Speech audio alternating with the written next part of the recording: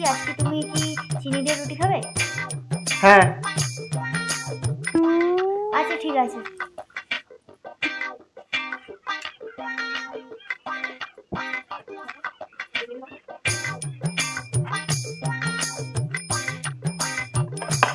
খাও।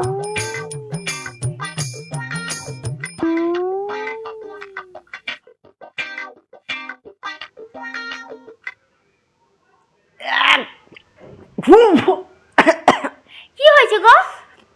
চিনিটা তো চেতে কেন গো? তুমি কেমন বিষ খাওয়াচ্ছ নাকি? কই দেখি তো। এ বাবা, আমার না একদম ভুল হয়ে গেছে।